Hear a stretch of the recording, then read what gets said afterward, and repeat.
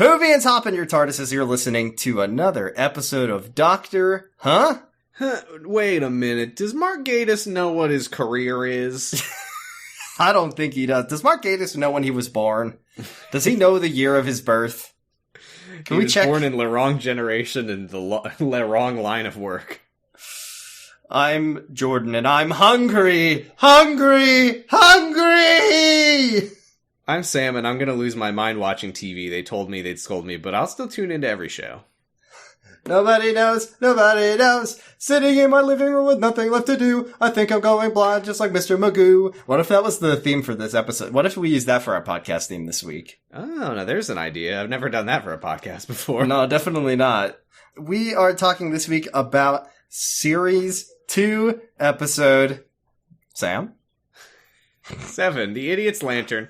Written by Mark Gatiss, directed by Iros Lynn, I think it's pronounced. I have no opinions on the direction of this episode. Mark, a lot of Dutch angles. Mark, I don't like you.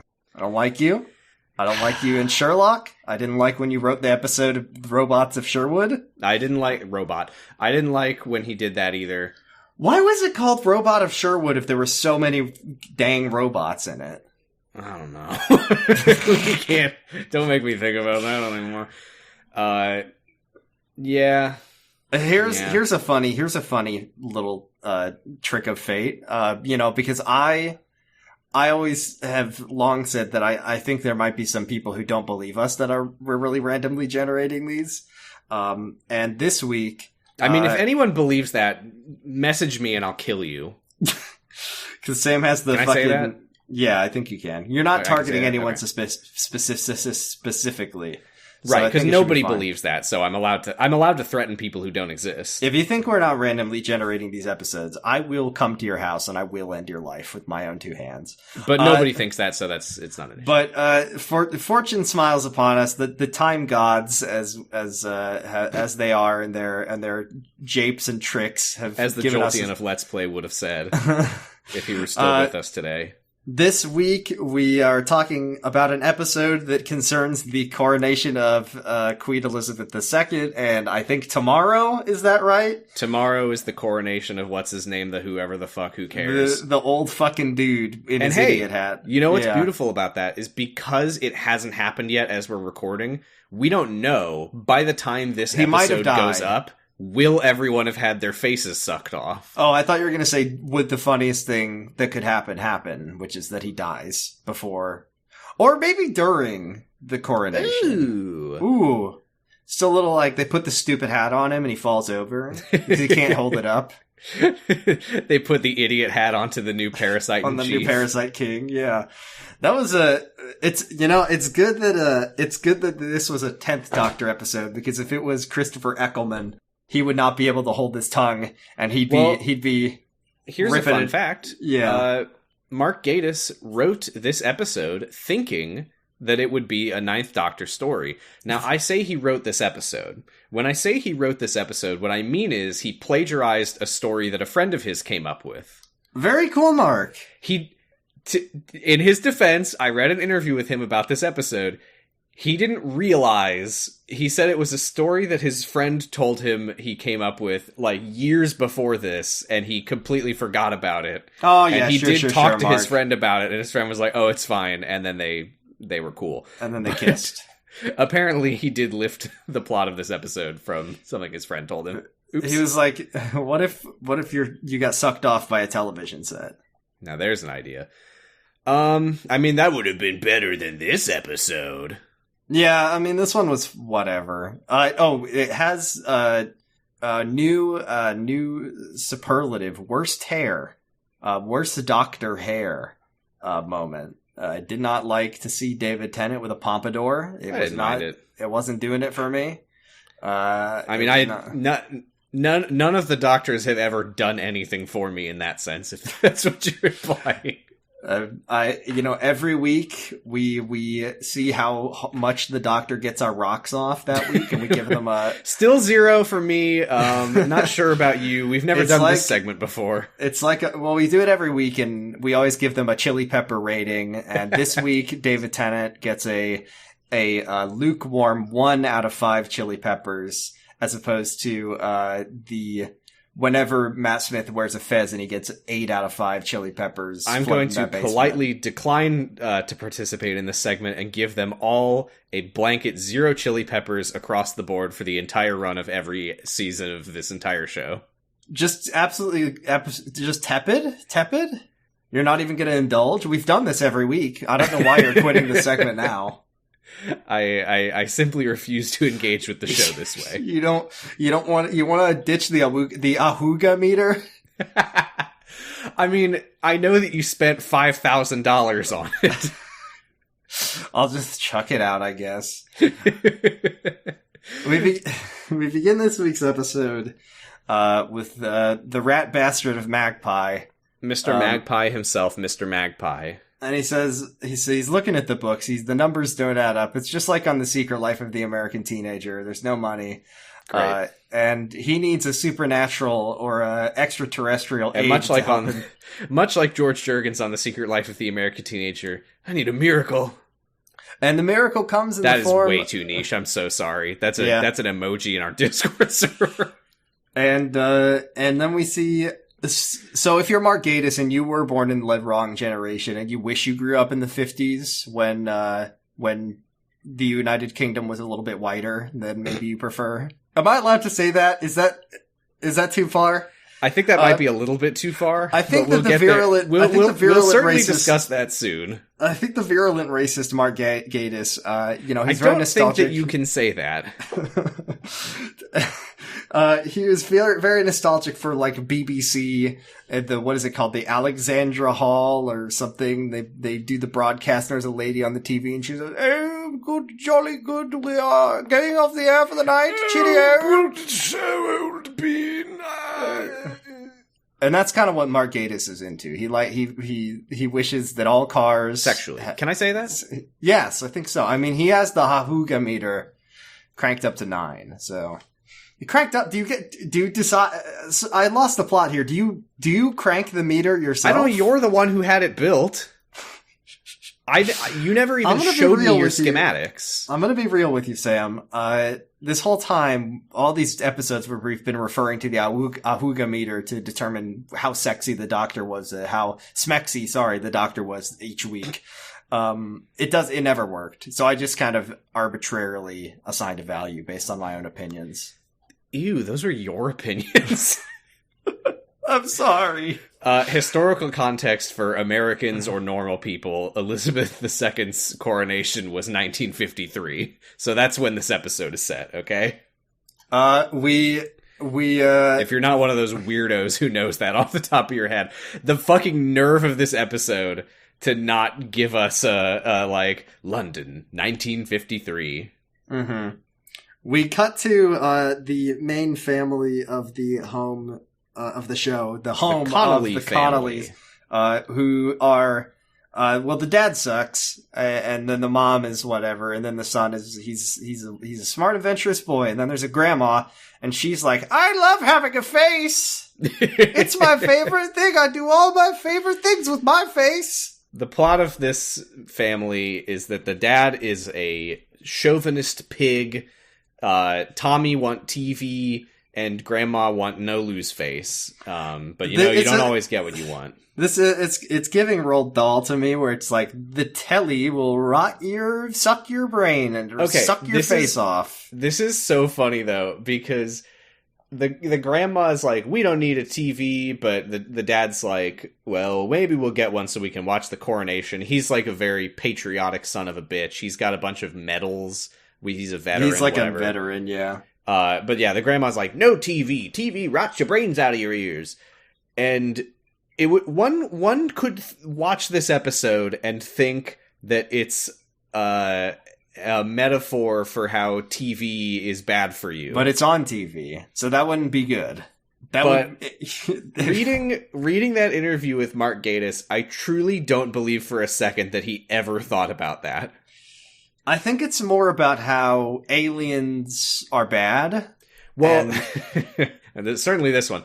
But apparently the original conceit of this was that it was going to be like a song.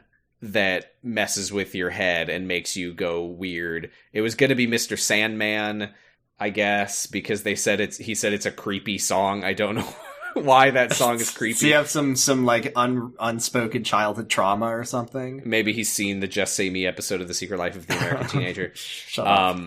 But 10 yeah, times. apparently they just like reshuffled stuff around, and they were like, oh, can you have it be about TV instead? And he was like, oh, okay, fine. So there was never in any moment of the production of this an intended like metaphor for TV being bad for you, which does explain a lot, because the whole time I was watching this, I was like, Mark, do you know what you do for a living? We cut back to Magpie's home of cringe fail electronics, and he's looking at his big stack of red labeled bills, and then Just a pile of bills labeled doesn't add up. And you know how he's going to solve those financial problems is by giving TVs away at well below the going rate for a TV at this time. But anyway, hey, you know what? I forgot that he was having money problems. That really has nothing to do with anything that he does, and actually makes it weird that he does everything that he does. I think this episode is really about a man who is in love with his 2D waifu, but we'll get to that. The plot of this episode would legitimately make more sense if his business was thriving. Yeah, the like TV aerial gets struck by lightning, and then the Red BBC lightning. Ooh. the BBC like TV host lady is there, and she's like, "Hello, I'm on your TV. I'm on your telly," and then his face gets sucked in. It gets sucked off, and it's really funny. And she screams and laughs, or he screams and she laughs. She likes it. I mean, I laughed too. It was really funny. Rose gets out of the TARDIS elsewhere. She's wearing a 50s skirt, and she's like, "Aw, man, I wanted to see the Vegas era." Mark Gatiss then just takes an opportunity. Sorry, can we talk about the Vegas era? Back when Las Vegas existed. Before the storm swept it away. Before it turned into salt. Oh man, before bring God, back Vegas. I miss before Vegas. God destroyed it. Rose wanted to see it, and then the doctor / stroke Mark Gatiss just takes a second to like fat shame Elvis for some reason. That's kind of the big joke of Elvis. Get his ass, Mark. Get his ass. Have you ever heard the story of Elvis and the sandwiches? Yeah, he really liked those sandwiches, and he would eat like a big ass sandwich.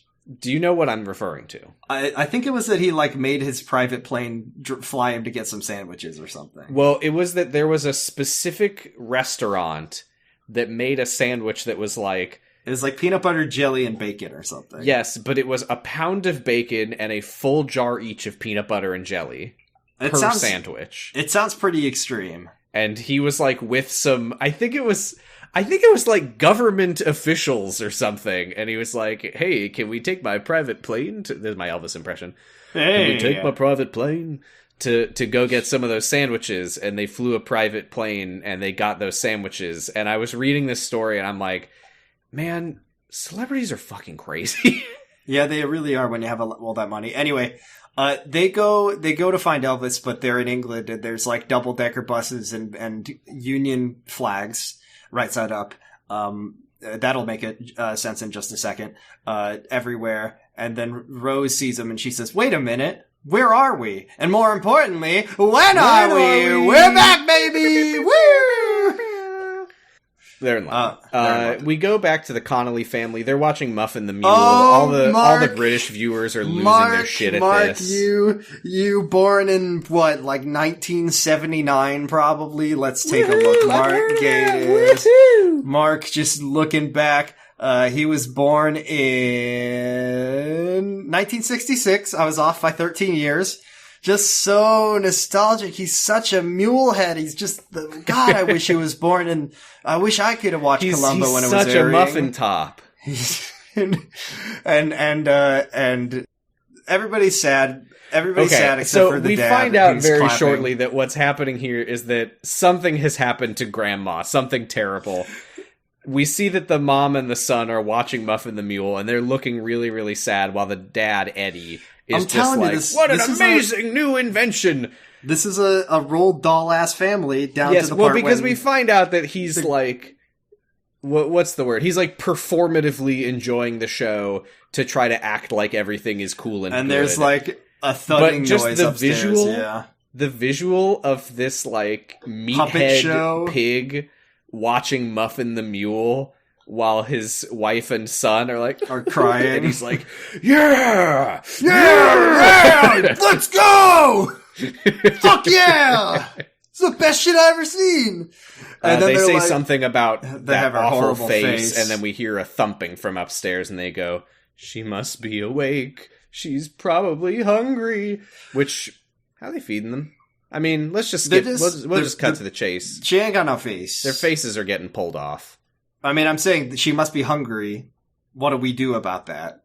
I think that's what they're saying. Doctor and Rose see Mr. Magpie hard at work setting up TVs for the coronation. This is where we find out that magpies... and they remark on the fact that every house on the street has a TV aerial, which is weird for Rose, because when she was...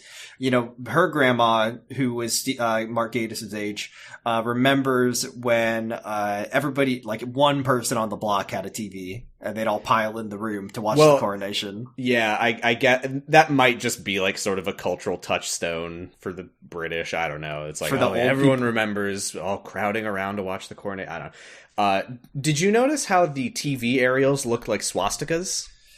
I didn't notice that. That is neither did I, but Mark mentioned it in the interview. That's really funny because that doesn't really connect with anything in the episode besides the fact I don't think that it quite has anything to do with anything. I love when it's like when Khaleesi had the big scary wings. It's like, wow. God, this really taught in every film class. Really cool. And then we find out that Magpie has been giving these TVs away, and I say that in the infomercial sense, for £5 a piece, which is... the numbers don't add up. How am I supposed to make a profit here? Why even bring up that he's struggling financially if you're then going to have him, we will find out, under duress of alien threat?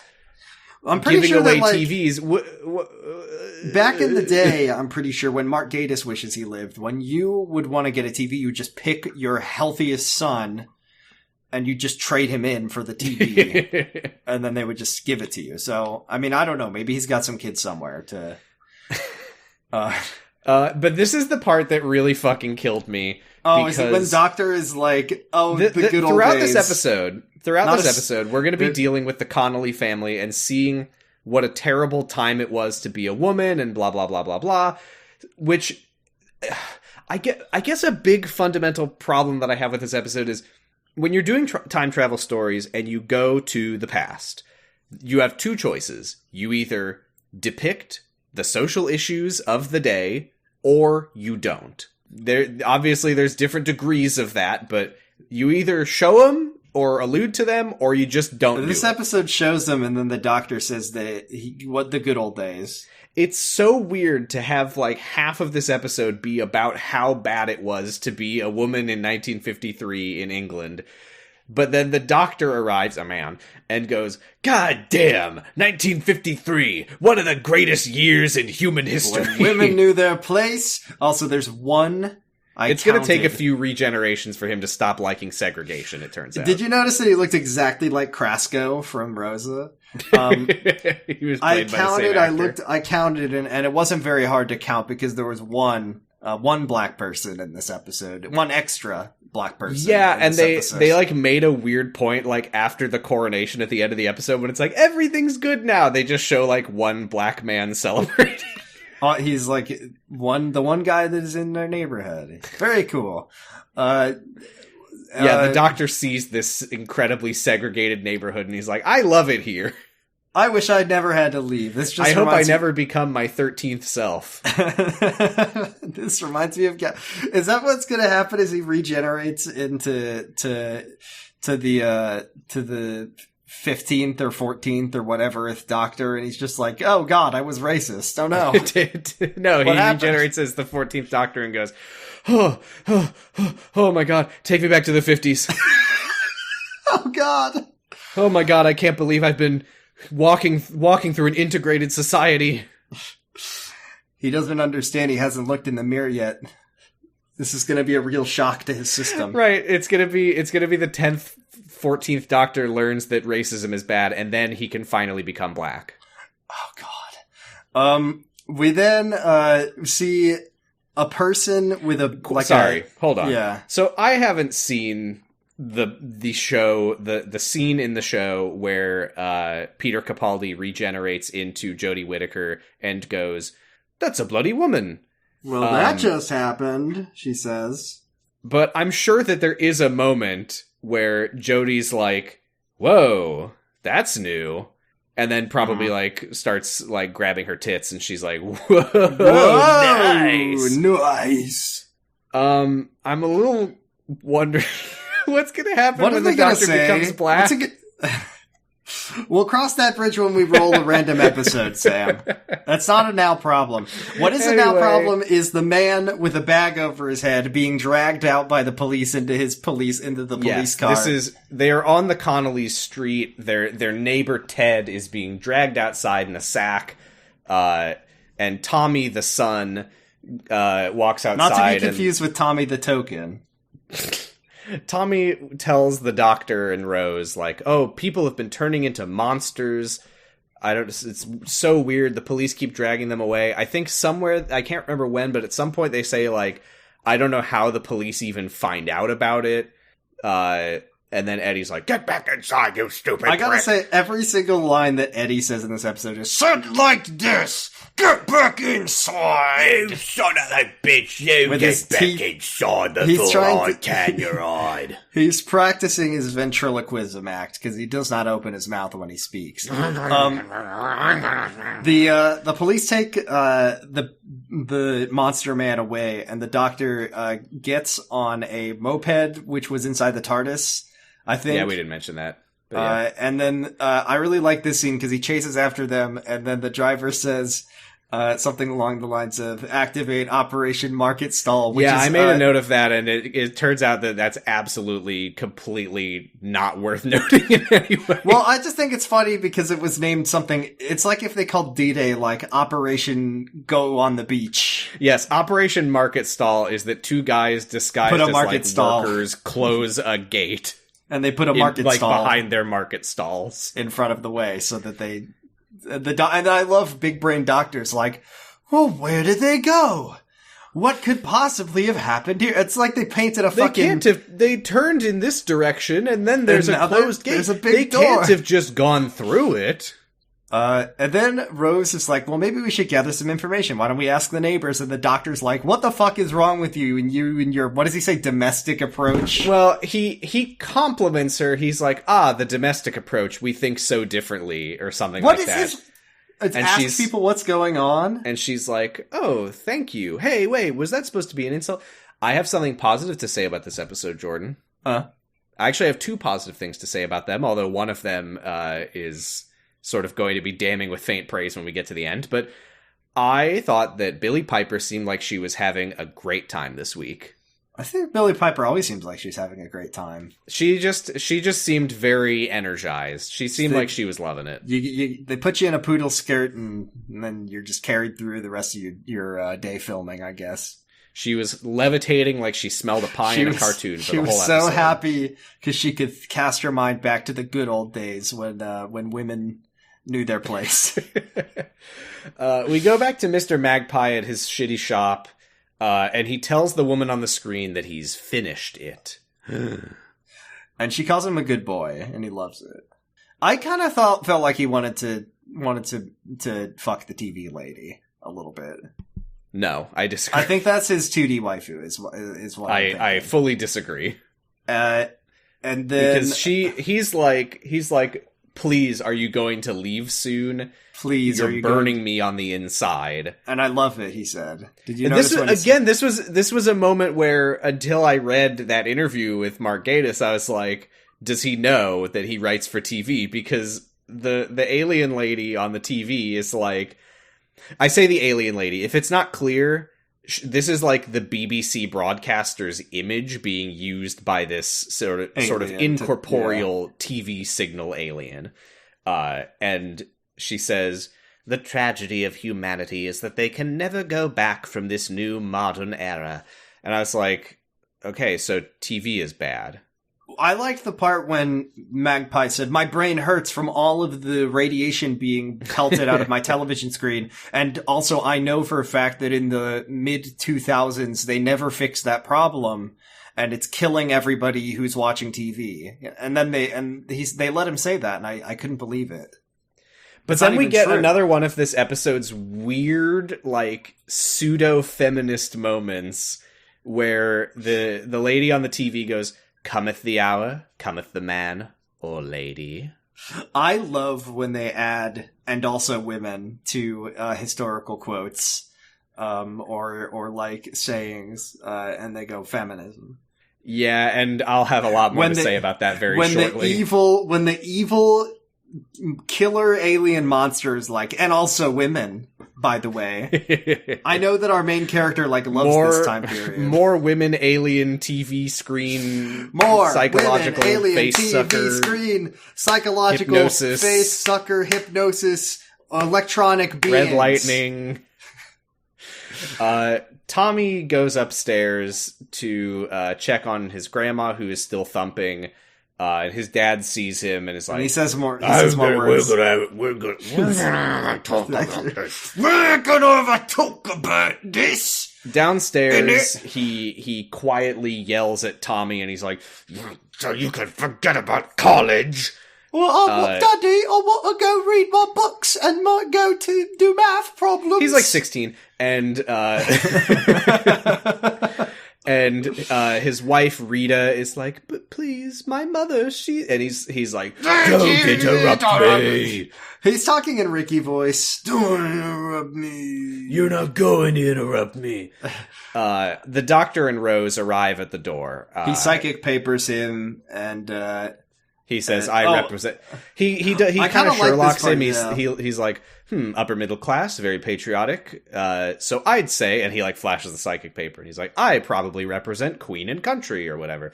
And he comes and in, now he's like, begins the ownage tour of the Connolly household. This part is insane. This part is, what if Rose owned a misogynist with pedantry? And okay, this is now, I want to go back to my point that I put a pin in about 1953 is so epic. Yes, it's very bad for women, but a woman gets to wear a very fancy hat and live in a very fancy house. So equality achieved, I guess. Oh, and also, yes, they put the idiot hat on her parasite head in this very episode. She got the job because she was born into it. So you as a woman can't become the queen. But this one woman did get to be queen for a long time. So yes, because the doctor starts owning this guy. Because he walks around, he's like inspecting the place. He's like, no flags up on the walls. Yeah. I thought you'd be more excited about the coronation. He's like, my stupid bloody wife hasn't had a chance to do it yet. Get to it, Rita. And the doctor's like, whoa, why her? And he's like, well, she's the woman. She does the housework. And the doctor's like, last I checked, we were about to crown a woman as queen. And then, does she do housework? And Eddie's like, no. And in my point of view, as I'll hang them up right away. All women are queens, he says. And then this part fucking killed me dead. He's like, all right, I'll put up the Union Jack. And then Rose looks at the camera and she does smirking face and she says, well, actually, Union Jack is what it's called when it's at sea. This is called the Union flag. My favorite kind of pedantry. Wrong pedantry. I looked it up. Correct. It said, I read on the internet, Mark and I both, me and Mark, we read on the internet that is true, but also even if it isn't. That was true like 300 years ago. In the nostalgic days of Mark Gatiss' youth growing up in the 16th century. But yeah, Rose, she like leans over to the doctor and is like, my mom used to date a sailor, which I mean, what a treat this man must have been, just constantly correcting people about the Union Jack. Well, he brought getting broken up with by Jackie. He brought Jackie the most exotic coffee tables from all over the world. And then here you go, Jackie, from the colonies. This one's a Coco Bolo. This one's an Aradara. I hate it. A lot of Secret Life this week. Yeah, what else is new? We got to take our pills or something. I don't know. So they sit down with Tommy. They introduce themselves. Don't you love they say, television? "Wow, TV sure is cool." And I was like, "Wait, what's the episode TV about?" sure is cool. And then Tommy and... That was my moment where I was like, "Oh, wait, is this not meant to be an analogy?" Tommy and his mom, they're like, TV's cool. And they're like, yeah, we love it. We love it. We love our grandma too. So they ask Rita what's wrong, and she says, "You said you're a doctor. Can you help my mom?" Her and then face Eddie fell has off. this moment where he's like, Wait a minute. I'm macho and masculine, I am. and he's like, You get out of my house. This is my house, damn it. You're under my roof. and then this is a moment that I have to assume is a GIF on Tumblr. Oh, yeah. I mean, where he everything's goes, a GIF. I am talking. and the doctor goes, And I'm not listening. so that's probably a GIF. Pretty cool. And then the doctor says, you're going to tell me what's going on here. And then the grandma thumps come up. And Tommy says that, like, everybody on their street, or people on their street have been, like, they've been changing.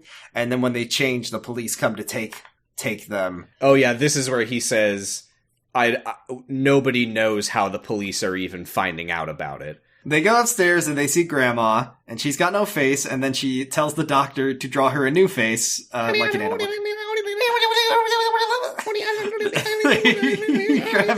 He's like, I know how to fix this, and he just grabs a Sharpie and just makes a little happy face.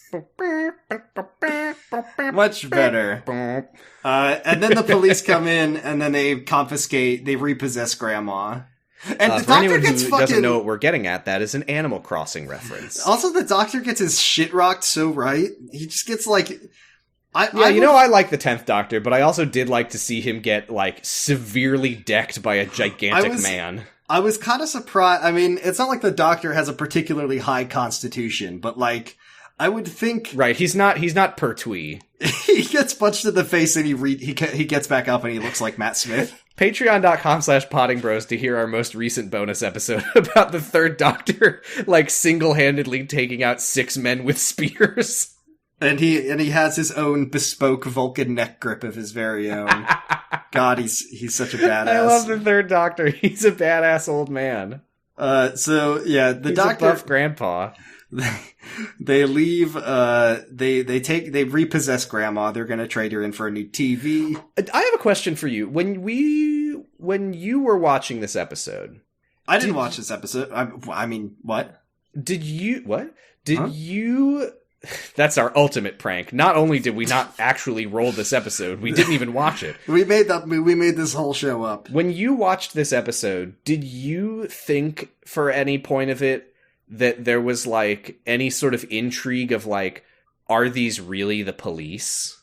I figure, I mean, I guess so, because they were not in uniform and they weren't in a police car, but... Yeah, I think they made a point about, like, it's an unmarked car or something. So in my notes, I ended up going back and deleting it, but basically every time I wrote the word police, I did parentheses ? Because I was like, I'm not sure that this is it is. It's just the police. They would never lie about that. The guy who punched the doctor in the face, though, he seemed like... I mean, I'm pretty sure he was a brute-type enemy from Assassin's Creed Syndicate. Yeah, I think so. You have to, like, you gotta dodge out of the way from him, and you gotta run into a big wall, and then... Yeah, but it turns out he is just a huge meathead cop. I actually have to tell you thank you, because I thought I was the only person who can exclusively relate to human beings through what kind of Assassin's Creed Syndicate enemy they are. British people. I was really embarrassed by this problem where I see a man, all men are Jacobs and women are Evies to me. Evies? Evie? I mean, that's how I feel about the British, and you remember when our family went to Italy, and we viewed everything through the lens of Assassin's Creed 2 and Brotherhood. It's the only way that I perceive the world is through video games. Maybe just pointing it at, I climbed that! Maybe Mark Gatiss should make an episode where if someone gets their face sucked off by an Xbox or something. I jumped off that and killed a guy! Look at me, I'm gonna do it in real life! We did get kicked out of the country. So yeah, they take the grandma away. The doctor goes to chase after them, but Rose notices weird red lightning coming out of the TV, so she stays behind. this I really liked at first. I like that Rose goes off and does her own investigation without the doctor. I was going to give her the Yaz Initiative Award until she was it's not nightmarishly Sam, stupid in a little just, bit. Did she pass? It's a yes or no. Did she pass the Yaz test this week? I know, but I'm inventing something new called the Yaz Award of Initiative. The Yaz Award for Companion Initiative. But that doesn't even make sense because that's like if I called it like the fucking Patrick Star Award for Mathematics. That's not what Yaz does. The whole thing is that Yaz doesn't do fucking anything in her episodes. Okay, fine. The Rose Award for Companion Initiative. There you the go. Sarah Jane Award. Did she pass the Yaz test, yes or no? She does pass the Yaz test, Thank and you. she almost received a Sarah Jane Award. Okay. Is that it? Do we give outstanding awards for achievement? For companions. Yes, the Yaz test is the absolute bare minimum. The Sarah Jane Award is for achievement. And if the companion kills anyone, she gets the Leela Cross. The glowing green heart. I learned a new thing today, a new skill, a new piece of knowledge that will serve me well in my life. Yeah, you finish that thought, and then I want to go back to companion awards.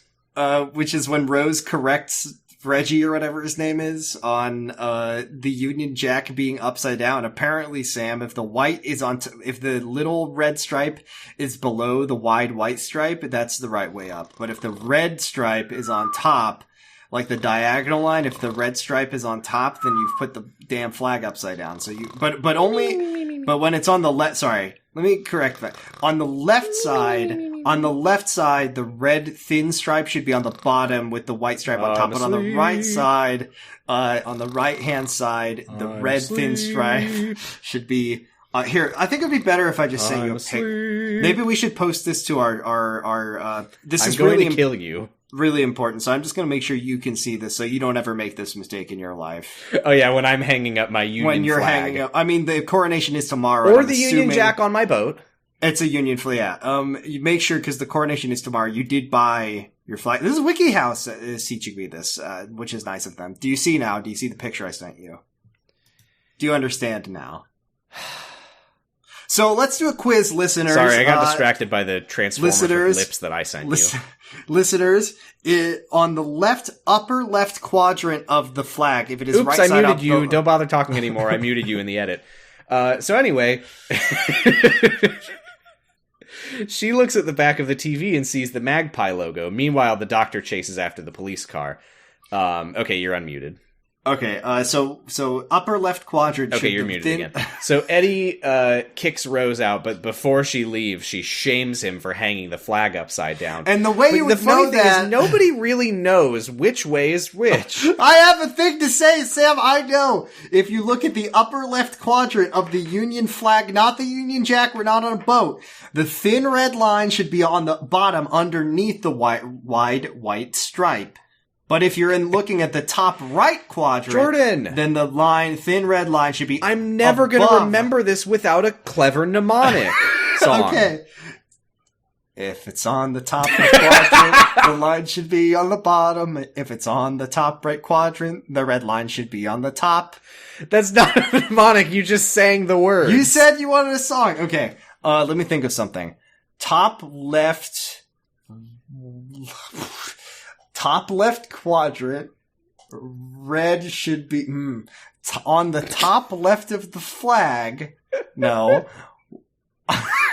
If you look at the left comma top, the red line's gotta drop.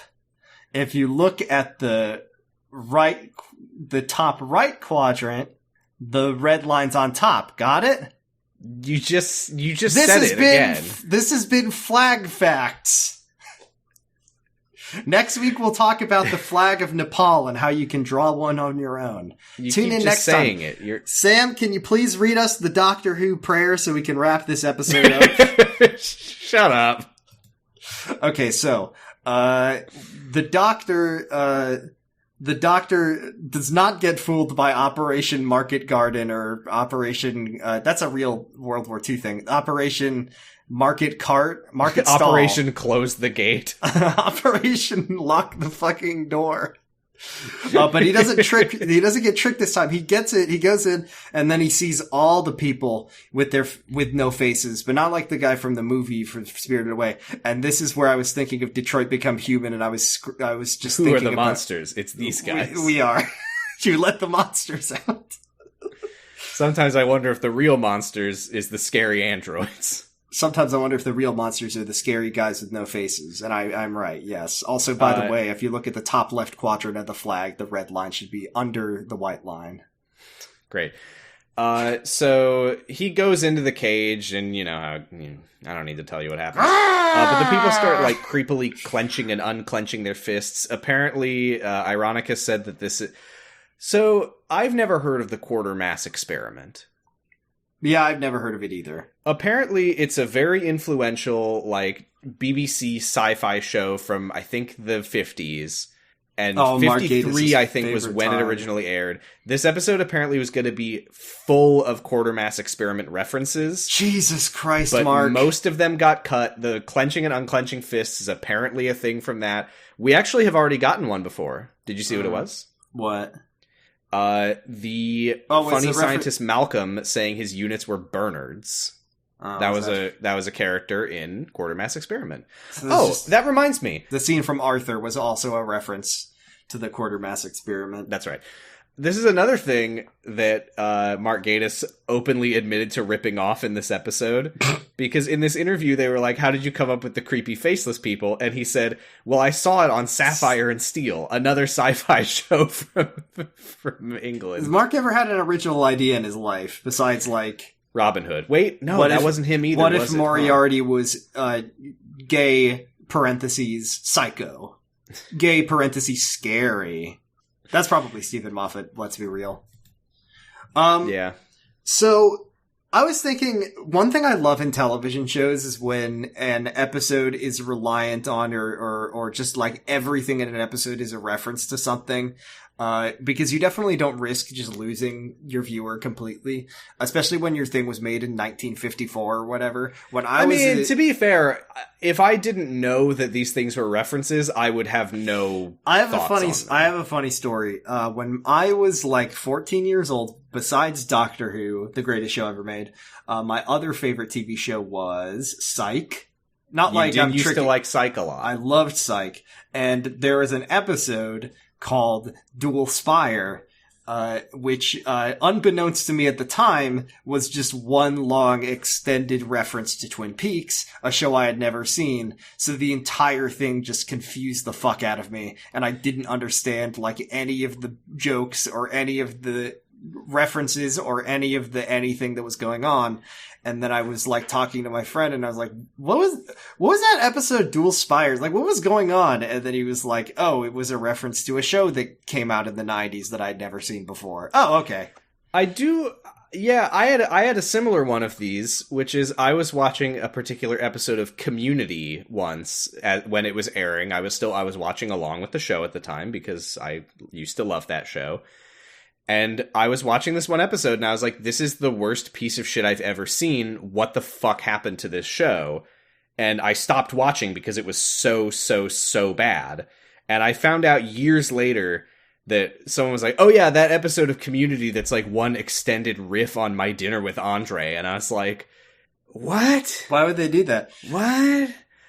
To be fair to this episode, it's not just, hey, do you remember the Quarter Mass Experiment? But most of those references ended up getting cut. But that's what Mark and his infinite wisdom wanted it to be. Yes, but also I think that it doesn't feel like the whole thing is like, hey, remember other stuff. It's just like derivative. Yeah. Rose I didn't feel like I was like, what's like, it's very self-contained in a way that you could follow it just fine, even if you don't recognize the references. Anyway, the doctor does get caught by one of the detectives. Rose goes to the Magpie TV shop and wants to buy, quote unquote, wants to buy a TV. She's lying. I don't think she's actually in the market for a TV. Oh, I thought that the reason she went here was because she was like, oh, you got your TV at Magpie Electronics. That must be the guy who's selling them for £5. I'll go get a really cheap TV while I'm here. Only £5 for a TV that doesn't have color. Doctor, let's go. I don't even care about what's happening to the faceless people. I got 5 cheap TVs. If we travel to the future, they will become vintage, collector's items in perfect condition. This is my new... I want to write a companion who's just got on their grind set where... Oh, that reminds me. All they want to do is, go buy stock. Yes, I wanted to go back to the companion awards. Yeah? Oh, this really classic bit? Has there been a companion who has just been, getting owned? Was it maybe Dan? Dan's, wife got kidnapped. What's the Purple Heart of being a Doctor Who companion? It's the Mickey Memorial. It's the Medal of Mickey. It's the Medal of Mickey. So we have 3 awards that we can give. We have the Sarah Jane Outstanding Excellence Award. We have the Leela... Well, no, it's the Sarah Jane Award for Companion Initiative. Yeah. Sarah Jane wasn't, crushing it. She was just, doing stuff on her own. The Leela Cross for if they kill anybody. It's just only if they kill anybody. Oh, so for example, while we're, calibrating the system, I would say that Ryan and Graham got the Leela Heart. I know, contrary to what the Doctor fucking thinks, when they put Tim Shaw in the goo chamber for the rest of eternity. Uh-huh. And then there's the what was it? The Mickey Medal? The Medal of Mickey? The Medal of Mickey. That's just when... Rose gets a Medal of Mickey in this episode. She gets owned real bad? Yeah, do you not remember when her face comes off? I guess so, yeah, I guess so. Fair enough. We're at the electrical shop, and she says, "Why are you selling these TVs for dirt cheap?" And he says, "I have my reasons. I'm broke." But this is where I have to take Rose's award away because she's a fucking idiot. Because the TV turns on, and the lady goes, "Hungry! Hungry!" And she's like, "What in the world is that?" And I will remind you that she came here to investigate the weird face loss stuff connected to the TVs with red lightning coming out of them that she's incredibly suspicious about Magpie for why he's selling them for so dirt cheap. And now there's a weird lady on the TV show saying that she's hungry, and she says, "What is that?" And he says, "TV show." And she's like, "Oh, okay." You wouldn't. And she fully buys it. It's just one of those weird shows. That is unacceptable to me, Rose. Did she get the orb? Did she get the orb of confusion in that moment? Was she standing next to it? And then, by the way, he's like, "I need you to leave right now. I need to close my store." And she's like, "I'm not leaving until I get information." And he locks the door, and she looks at the TV, and the TV is like, "Hello, little girl." And Rose is like, "But how can the TV program be talking to me?" Rose, come on. You're better than this. Where are you? How long is it? This is not the first episode. This is not your first Rose Dio. Nice. Thanks. And then the lady's like, "My name is The Wire, the TV show The Wire, and I'm gonna suck your face off. I'm gonna suck you off. Tomorrow, so many people are gonna be watching the TV show. I'm gonna get to feast. Yum yum yum. We go back to the Doctor and the police officer. The police officer is Detective Inspector Bishop. I wrote his name, but I genuinely don't remember if he plays any role after this one scene. Well, he gets his face sucked off. Oh, that's right, he does. Later. But he asks the Doctor, okay, I liked this. I'll say it. Okay. I liked it. It was a funny gag, because he's like, "Tell me what you know," and the Doctor says, "Well, for one thing, you can't wrap your hand around your elbow and make your fingers meet, and the big muscle man who punched him in the previous scene is standing behind Detective Bishop and just kind of sheepishly reaches toward his elbow and makes a face like, yep, he got me." Can't and then just slowly stands back normal. And the devious I thought that trick was a good is, gag. The devious trick is if you try, it knocks you out instantly. So don't try this. If you can't wrap your fingers around your elbow, you have cancer. The Doctor slaps his hand onto his elbow, and he's like, "Ow, my funny bone." And then the doctor's like, when you were a kid, did people ever do that? yes. I don't know. You're like, what, 12? We're like, I'm like, what, 100? I don't know. I know when you were a kid, they were like, oh, verily, the Civil War. Let's play Civil War. It had just happened. That's what you just did right now, but in the other way, the other direction. I like that it sounded like you were implying that I was in the Civil War. Then you backed off and said, well, let's play Civil War. And then you said, no, I am actually, it just happened. Forsooth, we doth fight right now in the Civil War. It is happening. This is how we talk. In 1855, United States. I'm Abraham Lincoln. I hope nothing bad happens to me tonight. Anyway, the doctor goes brain mode and says, you're trying to sweep the faceless people under the rug so that nothing disrupts the coronation. But doesn't it frustrate you that you're an inspector, but you don't get to do any inspecting? And Bishop sits down at the desk and is like, I just don't know where to begin. Maybe start with all the TVs. Everybody just suddenly got a TV in the houses of the people whose faces got sucked off. But then that's true. They're not even investigating. Yeah, it took like Rose was the first person ever to think to ask like, what was happening when her face disappeared? That's true. But yeah, I like this doctor moment where he like turns the interrogation around and is like, you're gonna tell me everything you know, and Bishop's like, okay, sir. All right. And he says that like this has been going on for a month around North London specifically. And then Rose delivery. It's Rose, but she got her face go. It fell off. Oh, it was because Billie Piper had other things to do today, so they just needed to take her face off. This feels like this is probably like a big GIF moment for shippers. Because the part where Rose has no face, no mouth to kiss? No. Well, I mean, absence makes the heart grow fonder and all that. But when the doctor sees faceless Rose, like Bishop talking gets like muffled and fades into the background, and he's like seething with anger at what happened to Rose, and Bishop's like, oh yeah, she was found in public, which is unusual. Did you hear him say, if we don't figure this out, Torchwood will be on us? I did not notice that at all, but I mean, maybe they'll like show up and be bisexual at the problem until it goes away. But the doctor then turns to Bishop and he goes, well, this makes things simple.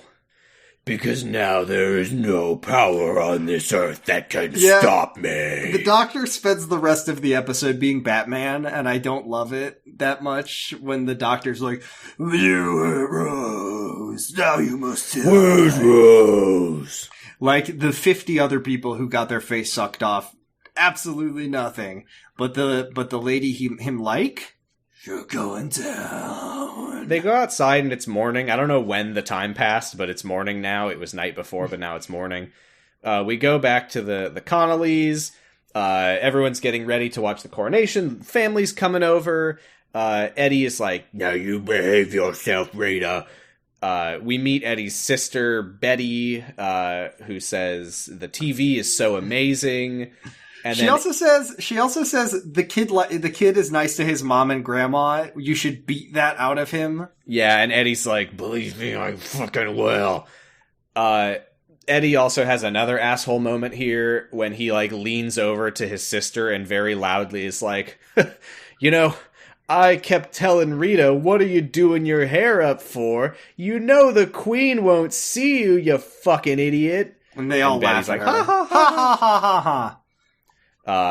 So the doctor's at the door again. Tommy goes to answer it, and Eddie follows him to the door. And he says, you little twerp, I need to maintain my reputation. And Tommy's like, your reputation. He's American. Your reputation? Is that why you told the police to come take Grandma away? And then he just like openly, he just flat out calls his dad a fascist, and he's like, you fought fascists in the war, but now you are the fascist. Which I thought was pretty cool. I like it. I like it until what happens at the end of the episode. It really bothers me, this sort of like again, like, pseudo-progressive politics that's entirely based on straw men getting owned. Like, you set someone up to be the worst. You're making up a guy to get mad at, is what. Right, and doing. it's like, yeah, obviously all the real world people like this guy are awful, but every time he gets owned, it just is so, like, you can just feel the fingerprints of the writer on it. Like, I mean, skipping ahead to the end, when Rita, like, finally confronts him, she's like, "This house is actually my mother's property, now get out." And it's like, yeah, every sexist pig in the 1950s lives in a house that his wife's mom owns. Haha. Hell yeah. Like, get his ass. Yeah, that's why he's wrong. It's just such a stupid, like, superficial way of doing politics. I don't know. It does nothing for me. It's just cringe. You didn't clap? No, I didn't clap. And it's like, yeah, I agree that this guy's the worst. But I also, the tone of this episode broadly feels like 1953, the year that sexism lost because the queen was coronated. Because the lady with the big house, they found a lady who got born. I don't know if that's what Mark was thinking, because the more I watch of his episodes, I begin to believe that he doesn't think about things when he writes them. I think Mark doesn't think when he writes, and B, I think Mark is an absolute monarchist, and I think that he thinks that the queen should just have all the power.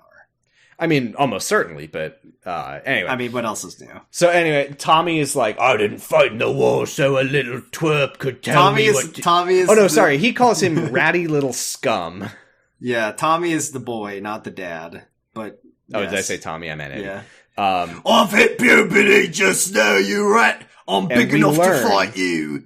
We learn that Eddie has been the one calling the police on all the neighbors who lost their faces. It's a real. It's a much like The Crucible. That's the play. This is actually all a metaphor for McCarthyism. Sure. Thank you. And you ever read Rita The Crucible? Overhears this and she's like, "Is it true you told the police to take my mom away?" And he's like, "Your mother was a filthy, disgusting thing, and after her face got taken off, it was even worse." He doesn't say that. Did you ever read The Crucible? I fucking hated The Crucible. You hated it? Oh, I thought hated it. I remember. No, I'm sorry. I don't remember having much of an opinion of the book that was actually a play that we read like a book. I hated the movie. I thought the movie was awful. I asked my English teacher if The Crucible was a metaphor, like an allegory for McCarthyism, and she told me it wasn't. And I was very confused by that. Can I ask you, and you would have been a teenager, so I think it's okay for you to admit that you were cringe if you were cringe. Mm-hmm. When you say you asked if it was an allegory for McCarthyism, do you mean I had heard it was an allegory for McCarthyism and I wanted to get credit for saying so? No, like I was asking a real question. Oh, okay. Because I was a history loser, and I thought that is true. You are a history loser. I was a big fucking. I mean, nerd. I mean, were. I am, was. But I did ask. I did ask that question. You can imagine me wearing my monocle and my little bow tie. Well, I mean, I don't have to imagine it. As always, we record this on video, and you are wearing those things right now. Well, you're looking. Yeah, I mean, but you have. Family. I guess to be fair, when we record the podcast, you do an 11th Doctor cosplay anyway. So when we record the podcast, I always use a picture of me at age 17 as my profile picture, just so people to stay humble. And I was wearing my bow tie and I was wearing my monocle. But you've rigged it up like a VTuber. And I went up to my English teacher and I said, "Ma'am, swag is for boys and class is for men, first of all. And also, is The Crucible an allegory for McCarthyism?" And then she said, "No, it wasn't." And that was kind of funny. You fucking idiot. And then I said, "Well, I came back the next day and I said, I did a seance with Arthur Miller, ma'am. And first of all, swag is for boys and class is for men." And you're reading Animal Farm and you're just loudly turning to everyone else in class and you're like, "I'm beginning to think that this is no mere animal story. I think this might mean something, fellow teens. Maybe this is it possible? Is it possible that animalism is possibly a metaphor for communism?" I mean, I was the kid in school who, whenever I had to read anything for school, first of all, I didn't. Second of all, the idea that anything had any meaning was personally offensive to me, and I got so angry at shit like that. Like, I mean, I was a the curtains were fucking blue kid. I do look back on that a lot, like when you read Great Gatsby and they describe the billboard, and I was like, it's just a fucking billboard, people. It's just a cool picture of some eyes that they constantly bring up. And then those kids grow up to write Game of Thrones. So... Themes are for 8th grade book reports, which I refused to write. This has been a Blast from the Past Productions. I'll take my bow tie off now. What were we talking about? We were talking about Doctor Who, right? Yeah. So Rita tells Tommy, she's like, "You son, you go with the doctor and help him." And she closes the door and locks Eddie out, and then she sits back down with the family and says, "Sorry about that, everyone. Nothing's gonna spoil I the really big like day." the fact that nobody at the coronation party questions the fact that Reggie, what's his name? Eddie, Reggie is gone. Right, or not Tommy. even Betty, his sister, isn't even like, "Where's my brother?" Right. Did you lock him out? And also the fact that Reggie didn't like pound on the door like, "Let me in, Well, I've been defeated with my own logic, so I suppose I'll go leave now. Pretty much, yep. I mean, from how it ends, I have to assume he was literally just sitting on the steps the whole. He was just sitting on the episode step having point. a cigarette. Yeah. But I have good news, which is that, in my opinion, after that scene, the episode gets largely palatable because they stop trying to do any weak-ass social politics commentary until the very end. Yeah, it really trips over its whole dick right before the episode's over, but I thought that once we get to the part where it's just the doctor is trying to fight the alien menace, I was like, this is fine. This part is fine. Yeah. In my opinion. So Tommy tells the doctor that the night that his grandma lost her face, she was watching TV. The doctor says, "Oh my God, Rose caught it immediately. She pointed out that there were too many aerials for 1953. And Tommy says, "Oh, Mr. Magpie's been setting up tons of TVs on our street." So they go to his shop. The doctor like bangs on the bell, but he's not answering. They do break in also. And he finds in a drawer a portable TV outputting a ton of power. It's a Sega Game Gear. He says it's made of Bakelite, so you know it's from the 1950s because I did play the video game Control, so I do know what that is now. Is it Bakelite? I thought it was Bakelite. I don't know. I didn't play the video game Control. Wait, and now I'm confused. Did you play Control? Yes, but I don't know how to pronounce the word, so now I don't know. So now I'm just backpedaling so people don't think I'm foolish. The doctor's like, "This is advanced tech, but made from contemporary to this time period materials. How could this be?" That's all. It is Bakelite, you're right. I've heard Bakelite. It's spelled like Bakelite, but it is Bakelite. That's just when you want your cookies not to be too brown. Yeah.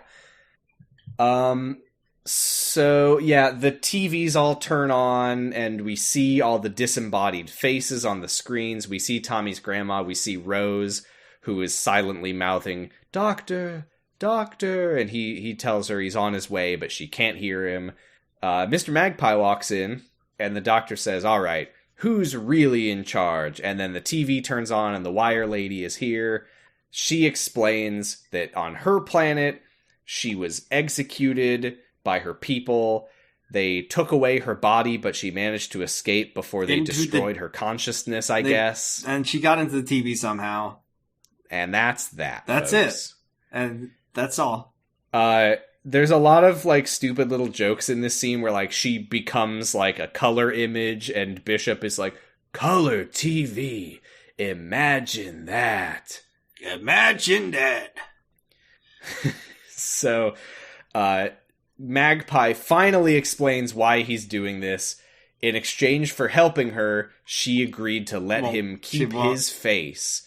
And she said that she would release him when she manifests after she's eaten enough people.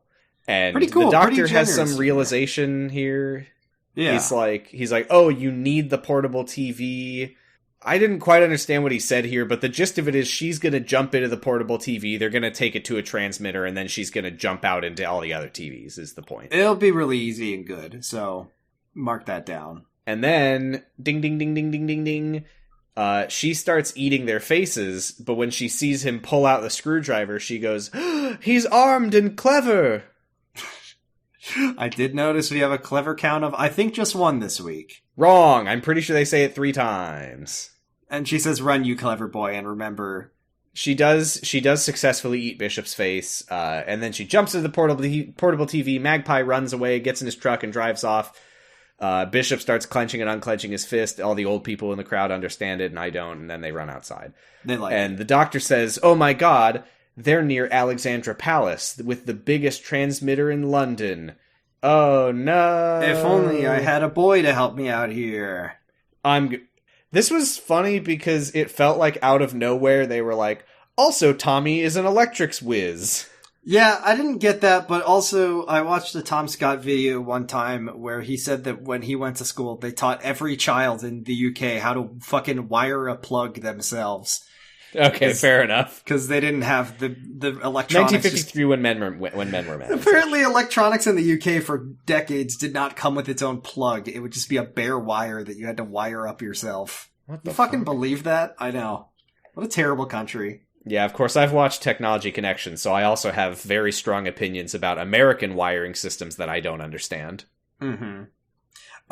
So they go to what's it called? Alexandria Hall? Alexandra Palace. The doctor shows his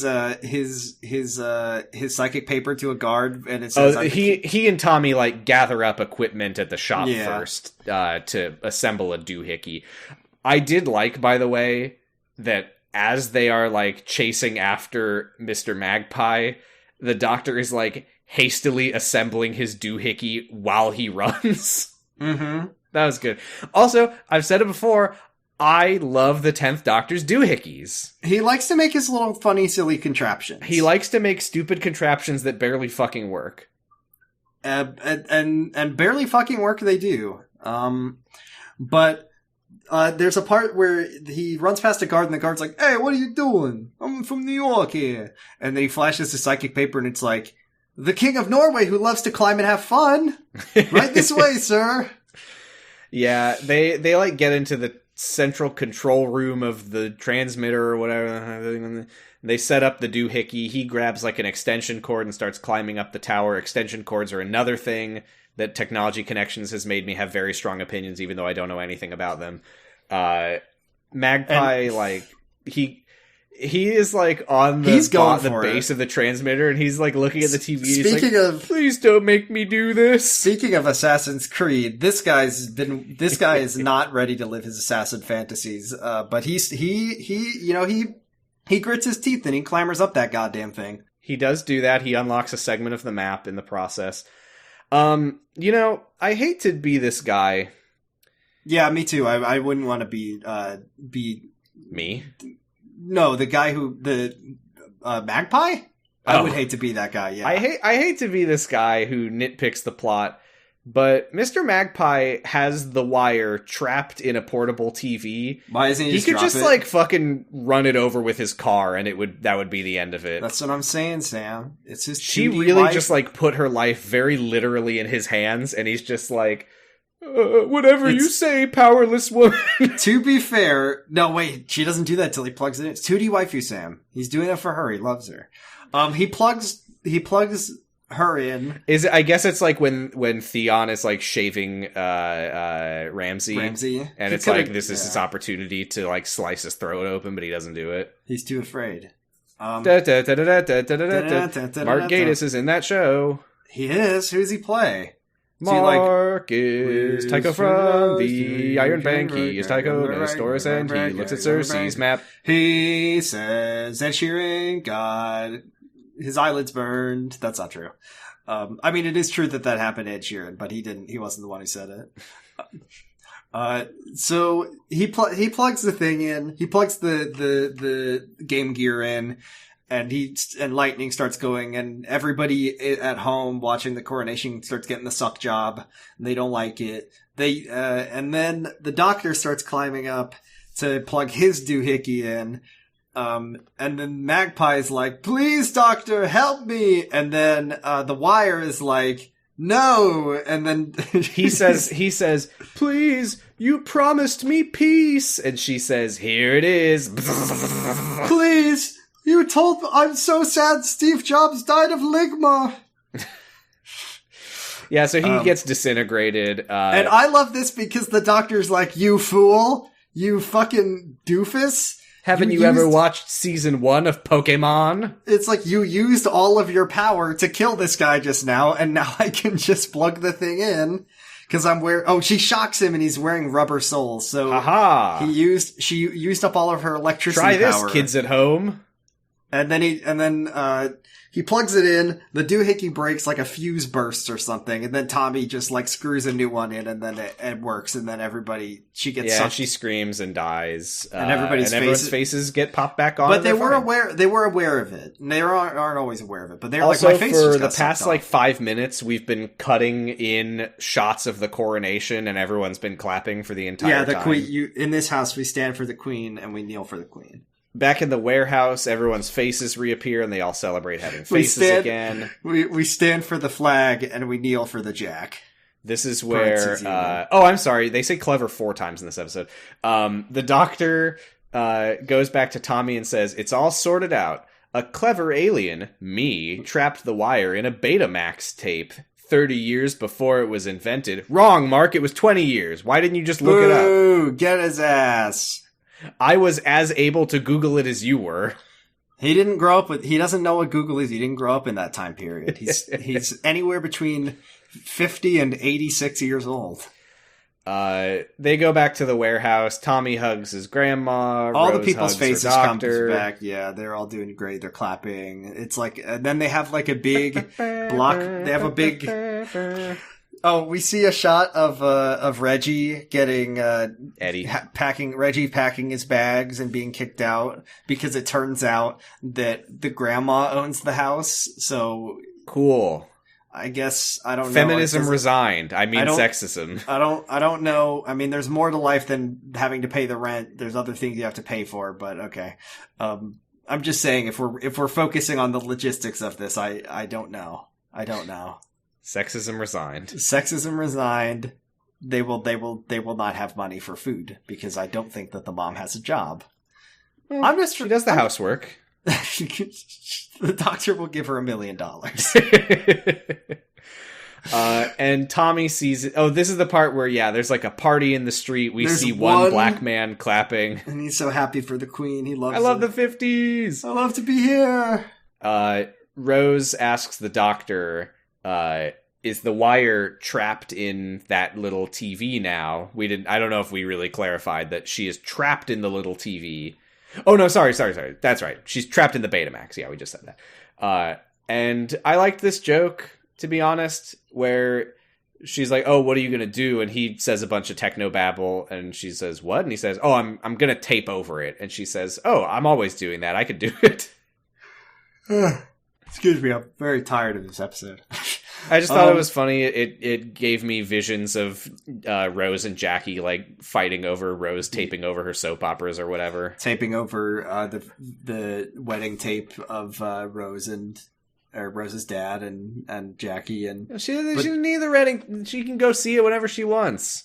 Mm-hmm. That's definitely the moral of that episode is that she can go visit to time travel. Yeah, didn't you notice that when we were at the wedding, there was just like 30 roses from different points in her life? Yeah, it's the 12 roses. Yeah.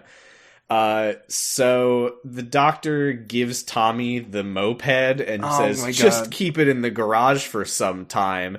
And then this part... Wait, hold on. Is the implication of that it's anachronistic? Because if so, why did he have it in the first fucking place? I thought that he had it because he was like, woohoo, the 50s! Did you not notice the hover wheels? And this part sucks. So we've seen Reggie be abusive to his wife and child, and then also literally sell out his entire neighborhood and his mother-in-law.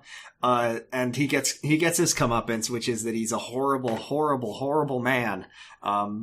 His son even said he's like a fascist. And then we see him, Charlie Brown, sad walking away with his suitcase. Yeah, he sees his dad get kicked out and he's like, huh, good riddance. Yeah, he's happy about it. And then Rose is like, oh, come on, you're clever, ding, enough to know that you should be... No. Hmm?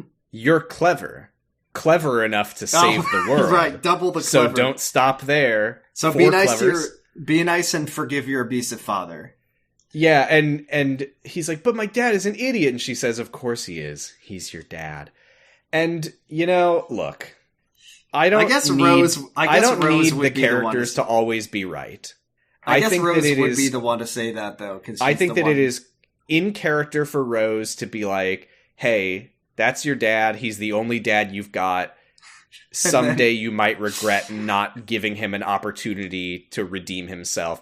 That's the thing, though, is that I thought at first that this was going to be like, hey, that's your dad.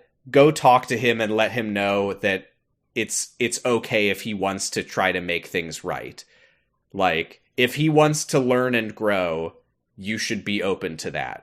I thought that was what Rose is saying. But instead, Tommy runs over and carries his dad's suitcase for him like a good boy. He's trying to help him get out faster. Oh, yeah. Get out of here. Here, let me get that for you son of a bitch. And then Reggie crosses the street and he gets hit by a car and drops his vase, and that's the end of him. Good work, 47. It was a very weird way to end the episode, that it wasn't like, give him a chance to make things right. Let him know that it's okay for him to have been wrong if he wants to move past it and become a good man. No, go carry a suitcase for him. That's your dad, for God's sake. Honor your father. It's in the Bible. It's in the Bible. Well, it's the 50s. They didn't have that one. I don't know, God hadn't had that one yet. This episode... There's no bueno. It's extremely... To me, it's like... As far down as an episode could possibly be while still being, like, mid-tier to me. It was the worst of the 10th Doctor episodes we've seen so far.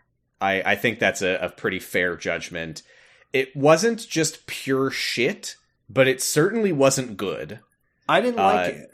I thought Billie Piper was having fun, which I liked, and I thought that the part where it was just the Doctor needs to fight the alien and save the world and get Rose back, I was like, oh, it's like an episode of Doctor Who. It's like a real everything TV with show. The family was just shit. And also, I don't know that the Dutch angles added anything. We didn't mention them, but assume that every shot in this episode was a Dutch angle. I think there's a lot of Dutch angles in this era of Doctor Who, but I could be wrong. C-. Yeah, probably like a C- for me, or I would say it's like a solid C, maybe. But I don't know. I don't know where my other rankings are at right now, so I don't know if that's well, they're all in the spreadsheet. I'm not looking at that.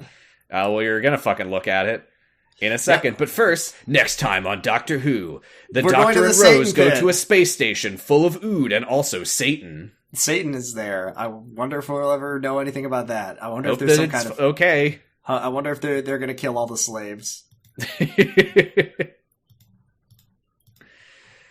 Jordan, I don't remember if I've said this on the podcast, but you've got your time bombs. I've got my time bomb, and it's the episode that is currently on the random episode page, which is Series 7, Episode 2, Dinosaurs on a Spaceship, written by Chris Chibnall. That doesn't sound like a great episode, personally. If that is the... I don't know if that episode is an episode that people like or hate, but I am terrified of ever rolling it. It certainly has a threatening aura. Okay. Which Doctor, Jordan? I'm still Jodie mode. I mean, that's fine. I don't disagree. I would be happy to see her again. It's so wild that you would want Jodie specifically after how much we've seen. But, it's been a while. When was our last Jodie? It's been a while. Our last Jodie was... Oh, this is not sorted in a way that will make this remotely. Episode 17, and this is 25? Yeah, it's been a while. I wouldn't mind a Jody again. I'm still on the Capaldi. Let's see what we got. Hey, Capaldi, Series 8, Episode 10, In the Forest of the Night. Who's the companion for that one? Let's see. I'm going to send you a picture I just made real quick, and I want you to tell... It's a Clara. Oh. The episode received mixed to negative reviews from critics.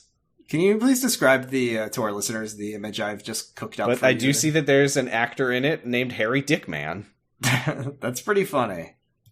Can you please describe to our listeners the image? Fucking idiot. I just created. Jordan has sent me the famous Kyle XY promo image of him lifting up his shirt, but in place of his no belly button I assume that is specifically Rose's blank face. It sure is. Great. Just cooking that up for you. Well, I guess we'll have some more Capaldi next week. We won't get to see Matt Lucas. We won't find out if he's a robot, and we will never find out what's behind that big funny door. Well, I think I probably should get rid of this monkey's paw. I don't know what I was hoping to get out of it. Mm-hmm. All right, let's. I don't want to. You don't want to. Can I reroll? No, you know it doesn't work like that. Please. No. Chris Pike of Wales Online said the episode was not a scary or fun adventure. Okay, I want to say what I'm going to say. A couple words to you. I don't remember how many, but several words. Battle of Ranskor Av Kolos. This could be one of our favorite episodes. That's true. And, I do often have the thought of I shouldn't look up reviews because those will color our... No, they don't. They don't color our opinions. Critics are wrong about things because every time an episode of, House of the Dragon came out, they'd be like, this is the slowest and shittiest episode of a television show, or it'd be like, characters were talking to each other instead of fucking and killing. So right. Critics said that Ranskor of Kolos sucked ass. Critics also said that Name of the Doctor was one of the best episodes of the entire show. That's very weird. And I was strange. Just I don't know. Very Although, I guess to be fair, we hadn't experienced the character arc, to be completely fair. Should we wrap this up? Yeah, hey! If you like our show, you can go to patreon.com/pottingbros. If you want to understand about 45% of the jokes we make on this show, you listen to Jurgen It. But if you want to understand 100% of the references to Tommy tokens that we make on this show, patreon.com/pottingbros, where $1 will get you a mildly special Discord role, marking you as a friend of the show, getting you all of that juicy, juicy, juicy content, including our Classic Who premium episodes.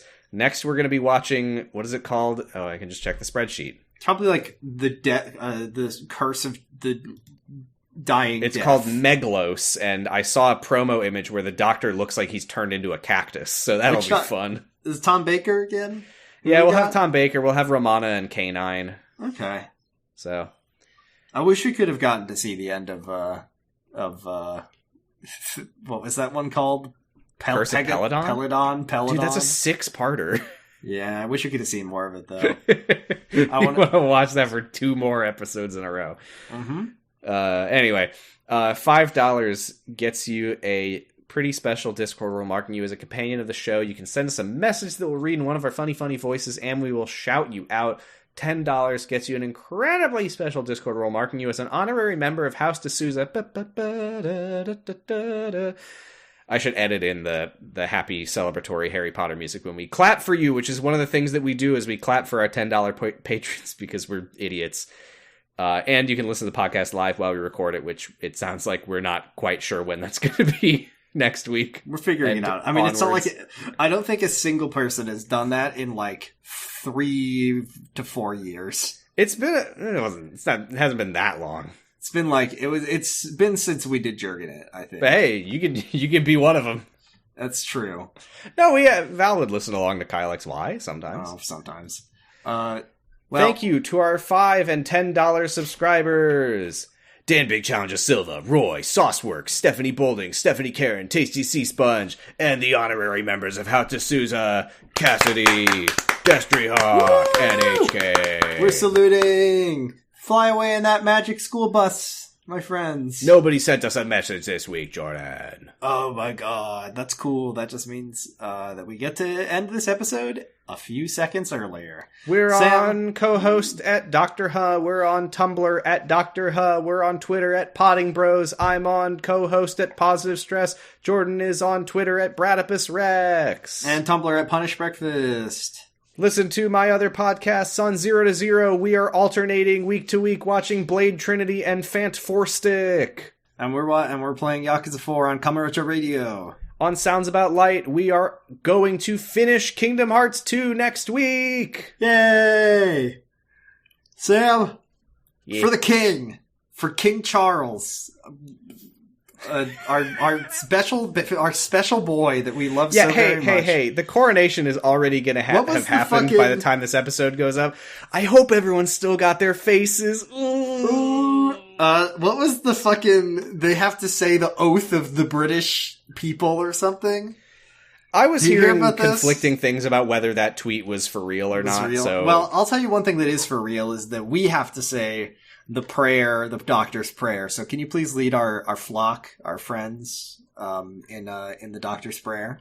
May your life flow like a river. May your days smell sweet as a rose. May your nights be calm and still as a pond. May you be as lucky as an ace in a game of blackjack. Harkness. May Dan the Nice Man smile nicely upon you. May your souffle match Clara's recipe just right, but if it does, it doesn't matter. And may the doctor light your path through time. Doctor bye, everybody. Doctor bye. We're on Noisepace.xyz. Bye.